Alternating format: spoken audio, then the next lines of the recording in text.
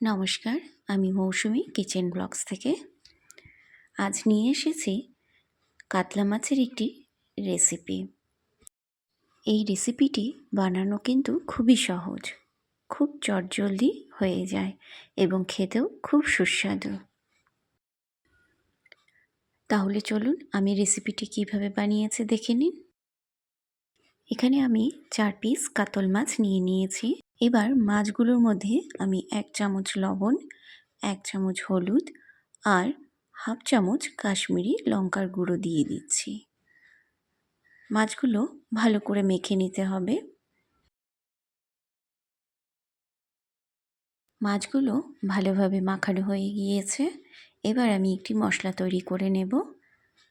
একটি মিক্সিং জারের মধ্যে আমি 3 চামচ টক দই নিয়ে নিচ্ছি। এর সাথে আমি নিয়ে নিচ্ছি 1 চামচ পোস্ত, 1 চামচ সাদা তিল আর 5-6টা কাজু আমি টুকরো করে নিয়েছি। এটাকে আমি ভালোভাবে গ্রাইন্ড করে নেব। দেখুন ঠিক এরকমভাবে আমি একটি মিক্সার তৈরি করে নিয়েছি। খুব স্মুথ করে এটি পেস্ট করে নিতে হবে। এবার এখানে আমি 2টো পেঁয়াজ কেটে নিয়েছি। এটা আমি বেরেস্তা বানিয়ে নেব। এই রেসিপিতে বেরেস্তা দরকার হবে। এখানে আমি অফ ক্যামেরাতেই সরষের তেল গরম করে তার মধ্যে পেঁয়াজগুলো দিয়ে দিয়েছি। আমাকে মাফ করবেন। এবার আমি এই পেঁয়াজগুলো মিডিয়াম আঁচে ভালো করে ভেজে নেব। ঠিক এরকম লালচে হয়ে আসলে আমি আরেকটু লালচে করে নেব। বেরেস্তা বানানোর জন্য ধীরে ধীরে ধীরে ভাজতে হয়, তাহলেই এরকম লালচে হয়ে আসবে আর পেঁয়াজগুলো একটুকু পুড়ে যাবে না। বেরেস্তাগুলো তৈরি হয়ে গিয়েছে। এবার আমি এগুলো তেল ঝরিয়ে তুলে নেব। দেখুন কত সুন্দর হয়েছে। ঠিক এরকমভাবে আমি তেল ঝরিয়ে আমি বেরেস্তাগুলো তুলে নেব সব। এবার এই তেলের মধ্যেই আমি এক এক করে মাছগুলো দিয়ে দেব। মাছগুলো হালকা লাল করে ভেজে তুলে নিতে হবে। আমি বেশি লাল লাল কড়া করে ভাজবো না। এই রেসিপিটির জন্য আমার হালকা লাল করে মাছগুলো ভাজতে হবে। দেখুন মাছ ভাজা হয়ে গেছে। আমি এবার এক এক করে মাছগুলো তুলে নিচ্ছি।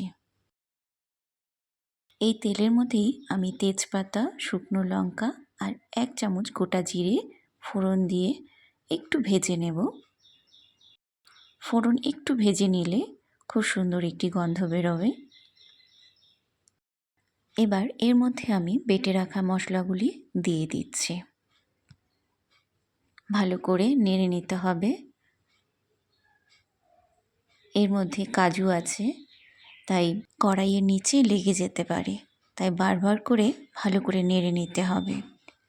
এবার এর মধ্যে 1 চামচ হলুদ গুঁড়ো, 1 চামচ কাশ্মীরি লঙ্কার গুঁড়ো, 1 চামচ জিরে, 1 চামচ ধনে গুঁড়ো দিয়ে ভালো করে আবারও কষাতে হবে। কিছুক্ষণের মধ্যেই দেখবেন রঙটা খুব সুন্দর হয়ে এসেছে এবং তেল ছাড়তে শুরু করে দিয়েছে। দেখুন কত তাড়াতাড়ি তেল ছেড়ে দিচ্ছে। মশলাগুলো এভাবে করেই কষাতে হবে। মশলাগুলোকে কড়াইতে রেখে দিলেই নিচে লেগে যাবে, তাই বারবার করে নাড়িয়ে নাড়িয়ে ভালো করে আমাকে মশলাগুলো কষিয়ে নিতে হবে। মশলা কষানো হয়ে এলে আমি এর মধ্যে মাছগুলো দিয়ে দেব। আমি মাছগুলোকেও এই মশলার সাথে এপিঠ ওপিঠ করে কষিয়ে নেব। হালকা হালকাভাবে আমি এভাবে করে নাড়িয়ে মাছগুলোকে উলটপালট করে আমি একটু কষিয়ে নেব।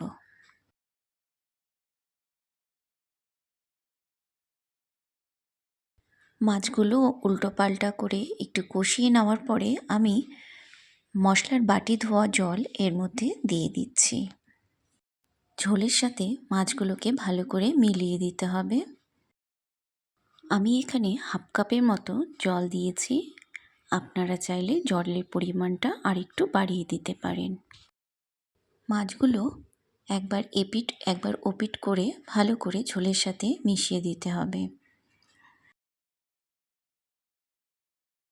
মাছগুলো ঝোলের সাথে ভালোভাবে মেশানো হয়ে গেলে এর মধ্যে ভেজে রাখা বেরেস্তাগুলো দিয়ে দিতে হবে। বেরেস্তা দেওয়ার পরে আমি একটু ঢেকে দিচ্ছি। 2 মিনিটের মতন আমি ফুটিয়ে নেব এটা। আমার চ্যানেলটি সাবস্ক্রাইব করা না থাকলে সাবস্ক্রাইব করার অনুরোধ রইল।